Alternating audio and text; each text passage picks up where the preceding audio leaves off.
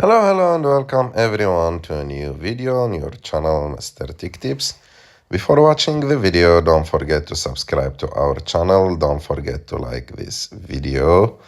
And in today's video, I will show you how to put password on profile in Netflix. So to do this, it's very simple. You have just to go to Netflix, open the app. After that, click on My Netflix, click on your profile name, click Manage Profiles, and click on your profile picture. And as you can see, there is an option here called Profile Lock. Click on it, and after that, click on Create a Profile Lock. You have to enter your Netflix password and click OK. And here you should enter the 4-digit PIN to create your profile lock.